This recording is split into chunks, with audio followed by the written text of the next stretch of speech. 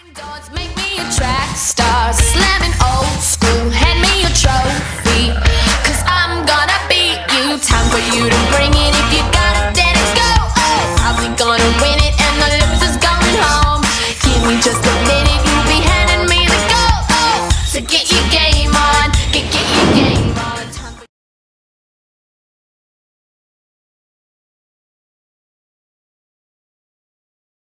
I am Anthony Trezza. I'm with my co-founder today, Barbara Bowley. She's going to discuss physicality handicapping. Barbara, welcome. Tell us a little bit about physicality handicapping, how you got involved, and how it's implemented in your handicapping today. Thank you. It's good to be here. Physicality handicapping is something that can be taught. Something that I think you should learn from the start as a handicapper, because it's something that not a lot of people have in their arsenal, and it'll be a tremendous advantage to you to learn it. What is it? It's the ability to tell whether or not a horse is physically ready, mentally ready, and physically suited for the race that they're about to run. How do you learn it? Well, we'll give you some tips here, and we'll look at some actual post parades, and we'll go by horse, and give you some ideas about how suited they are for the race they're about to run. That's fantastic, Barbara. How did you get involved in physicality handicapping? Did it start at an early age? Tell us a little bit about that. It did, Anthony. You know, I came from a racing family, and I was around horses from day one, and I got to know them very closely. They were my companions, they were my friends. I got to learn about how to read them from childhood, and that grew as I grew, and I became an assistant trainer. I was one of the youngest assistant trainers in the country in the Mid-Atlantic circuit when I was 18. So at that point, I took a lot of what I knew and was able to translate it into seeing whether or not a horse was ready for a race, making sure that it was physically fit to be engaged in that race, and trying to make sure that it was mentally happy, stable, had a good frame of mind, and how to read that. And all of that together has given me a tremendous advantage as a handicapper, and I have a real horse sense, as my blog is called, about how to read these horses in the post parades, especially. We do have a race that we want to go over. We'll show the audience exactly what we're talking about, and we'll go over horse by horse what you're looking for when picking a winner. But we're actually going to go to a post parade now. It's Churchill Downs. This is a $40,000 claiming race. 4-year-olds and up, a mile on the dirt. Let's go to the post parade, Barbara. Okay, so the first thing I think of when I look at a race like this is that we're looking for a horse with a particular physical type. The miler is a specialist. Mile races are for horses that are not either too blocky or stocky like sprinters, and in this case you start thinking about human sprinters, you know. Somebody who runs the 100-yard dash for the most part is a stocky, compact, muscular person, and somebody who runs a sprint in the equine athlete field is going to be stocky and blocky, as opposed to a long distance runner who's going to be elongated, longer legs, less musculature. So what we're looking for is something in between in a mile race. I'm looking for balance. I'm looking for a shoulder and front end that's about as well developed as the hind end, and that's when I start. I look at a basic profile for a miler physically. That's great. Let's just take a look at the actual footage from Churchill Downs. Yeah, and before we start, I'd like to say that one thing I appreciate about Churchill is that they do give you a nice full post parade. You're going to notice differences here among tracks. Let's pause it right here and look at the number 1. I'm liking the looks of this horse. I know he's a big price, but if you look at the physicality of the horse, the front end and the rear are in good proportion. Now, I'm not going to say that I think this horse could win the race. I'm just saying that he's physically suited to be a miler. That's all I'm saying. I'm looking at the head. The ears are, for the most part, pricked forward. That means usually that there's a positive mental state going on within the horse. Ears flicking back and forth a little bit, paying attention to its surroundings is a good sign. Ears pinned back is a terrible sign. Usually means there's something wrong. The horse is unhappy, hurting. I'm not saying this is my favorite looking horse in this race, but I don't think this horse is physically a problem. He's clearly not a sprinter. And, you know, from a physicality standpoint, if you like this horse, you could do worse. All right, now we've got a horse here in the 2 who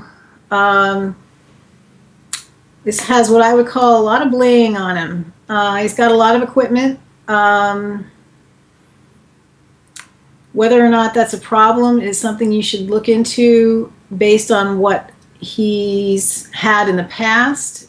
Keep notes on these horses. See whether or not the horse is regularly running with blinkers. And, you know, if that's the case, that's fine. In his case,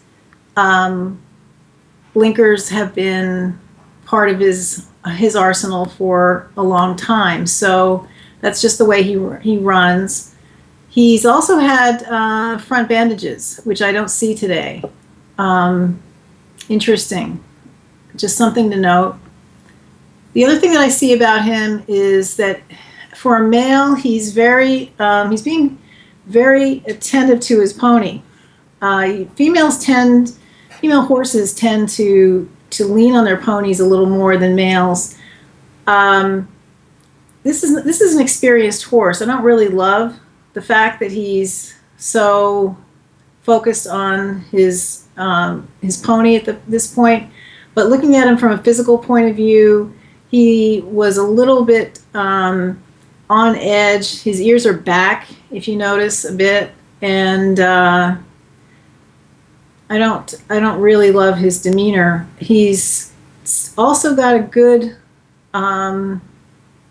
physical balance, though, for a miler. He's looking fine that way. So we're really a little more concerned about the mental state of this horse, and that's something that you could look into a bit and see if he's got anything in his running lines that say that he's had any trouble in the past. Now, here's a horse that's in himself. I love the look of this horse. This horse he's wearing blinkers, that's fine. Beautifully balanced. He's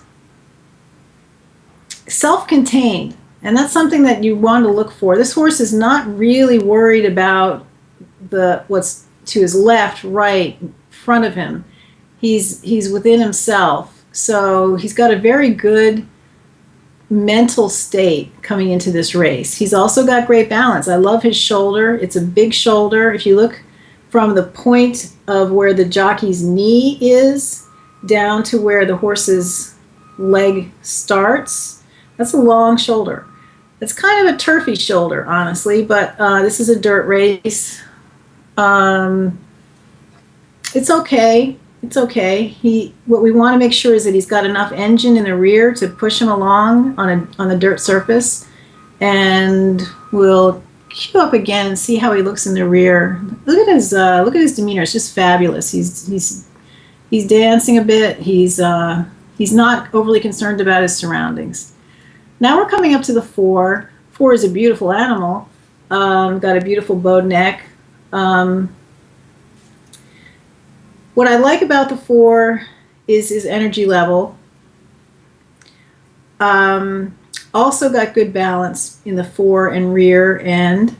And he's a little bit keyed up, but I kind of like that energy in a miler. They need to have a little bit. You don't want them too sort of low energy. That's something you want to look for in a much longer distance race. Somebody's not too keyed up. This horse seems to have some good energy. I like it. Not as much as the 3 so far. Let's move onward to the 5.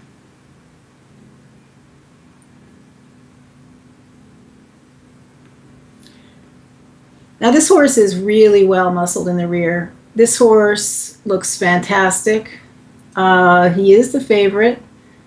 Not saying that he's the best looking by far, but he's got tremendous musculature for a miler. Really what you're looking for.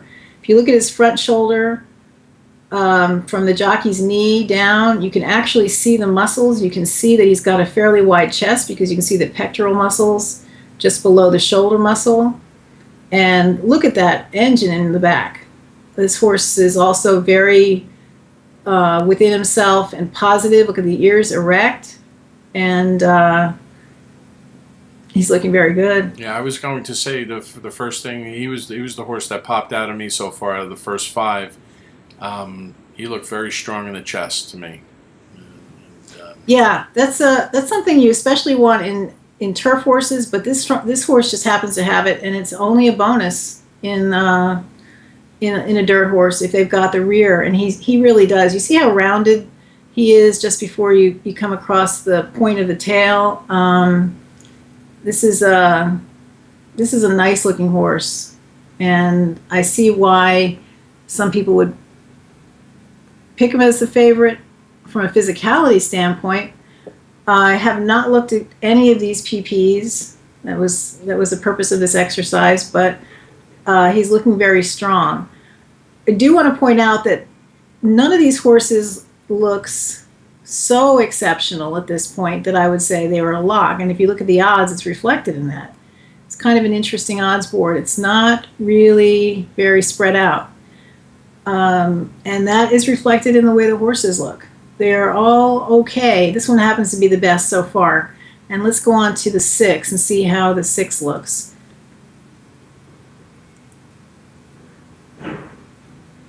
Great energy on the 5, by the way. Just absolutely positive. Now we got the 6 with his head down, tossing it a bit. Let's freeze it there. I'm not as happy about this horse at all. This horse is not quite as leggy as I'd like to see in a miler. He's a little small. His musculature, his frame is okay, but I would give this horse a pass. I don't like his demeanor either. I don't like where his ears are positioned, and he's focused on the pony instead of himself. I don't see this horse winning this race from a physical standpoint, and I know nothing about his PPs. So let's move on to the 7. Wow, the 7's got, he's a big horse. He's a really well-muscled horse, and he's got tremendous musculature. He looks like a man among boys in this group, honestly. A big horse. He's a big horse, Strong. but he's not too bulky for a miler. I just think he's got a fantastic physique. Look at the shoulder, look at the rear, look how strong they are. He's balanced. He is a super confident horse, by the way. If you look at the way he's marching along, walking with a serious amount of what I would call alpha male in him, and he, I can tell by looking that he is a horse. He's an intact horse. He's not a gelding. I can see it from the angle I've got here, and you can also see on his neck. He's got a much thicker neck than any of these other horses, most of whom are geldings, I think. If I had to guess. He's a mature horse.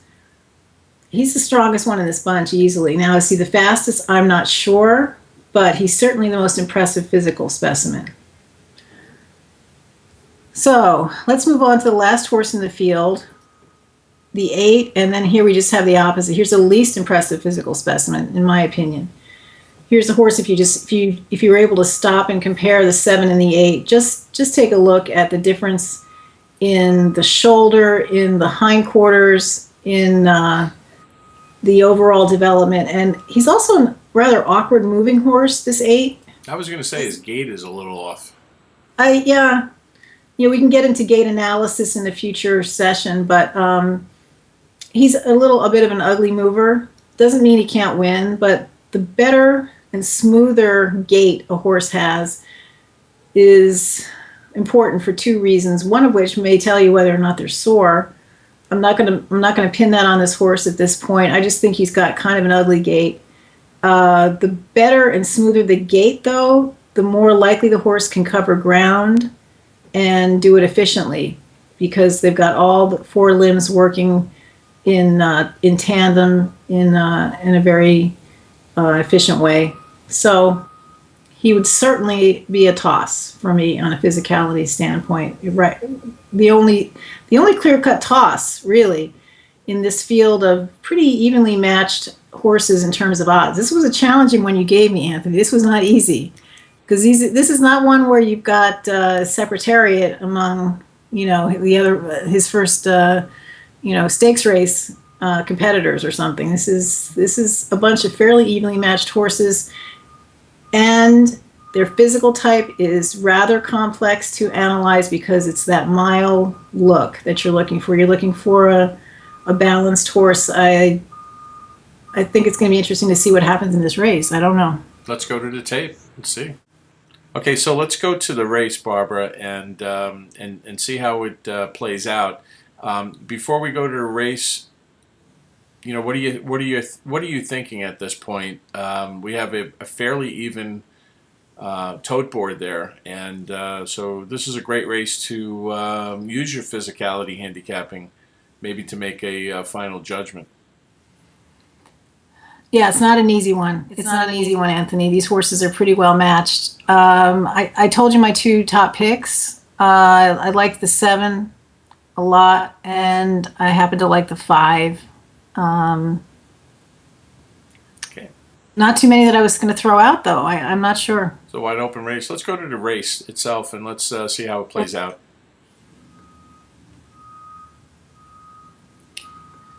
Well, got the 1 in the lead. I don't know anything about their pace figures. These horses, I don't know. You give me these races, just you make them hard for me. Just give me them blind. I'm not going to give you the easy ones like the Lady Eli's. Yeah. Not going to give me something that I can just say this horse is a lock. Well, if you notice that they're all fairly well bunched, with the exception. Who's that in the rear? The 6 in the rear, who just doesn't seem to be doing anything. I think that was the horse that you didn't like. You threw him out. And the 8. Oh, I definitely threw out the 8. The 8's not going to do anything. Put in a little bit better performance. He's still an ugly runner, though. He's still an ugly mover. And there's your 7. See, look at the kick he's got at the end. Look at he just had all the musculature to do this kind of race, and I'm not surprised he's the winner. He was a full horse against some geldings. Look at the size of him. And that 4 was a good-looking horse, too. I remember liking him, the 4 and 5. So it was, for me, 7, 4, 5. I don't know what your final... oh, my gosh. I had 7, 5, 4, I think, if you had to really give me... if you pressed me on it. I like 7, 5, 4 in that order, but the 7 was the standout. The 5 I thought was second. I liked the 4, but as you saw, a lot of them really were fairly well bunched until the end, and then that 7's size and bulk just took him off, and there he goes. At a nice price, 8-1. 8-1 is a good contest play horse. So, there you go. So that was a great exercise in physicality handicapping. It was a tight race. It was a tough race to judge. And basically, out of an 8-horse race, you threw out 1 horse, basically. And it was a tough one. But you did come up with several horses that ran very well, and you came up with the winner on that one. Yeah, that 7 stood out to me. There's no question.